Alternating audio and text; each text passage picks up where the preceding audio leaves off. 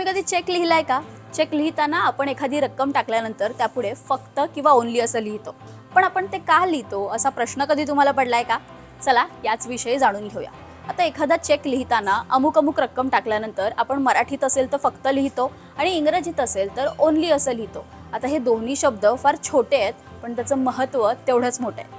आता समजा मला एखाद्या व्यक्तीला 10,000 रुपयांचा चेक द्यायचा आहे. तर सुरुवातीला मी त्या व्यक्तीचं नाव लिहील आणि त्यानंतर रुपयामध्ये 10,000 रुपये लिहील. आता 10,000 रुपये त्यापुढे जर फक्त लिहिलं नाही तर त्यामध्ये फेरबदल होऊ शकतात, त्याचा गैरवापर होऊ शकतो किंवा रक्कम वाढवली जाऊ शकते.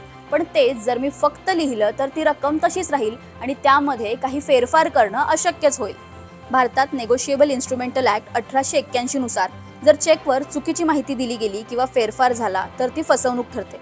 त्यामुळे बँका किंवा कोर्ट दोघंही फक्त या शब्दाला महत्त्व देतात. पण फक्त लिहिलं नाही म्हणून कोणताही चेक बाद होत नाही किंवा तसा नियमही नाहीये. पाहिलं ना, मग एक छोटा शब्द किती महत्त्वाचा आहे. त्यामुळे नेक्स्ट टाइम जेव्हा तुम्ही चेक लिहाल तेव्हा फक्त किंवा ओन्ली हा शब्द लिहायला विसरू नका आणि हा व्हिडिओ जास्तीत जास्त लोकांपर्यंत शेअर करा.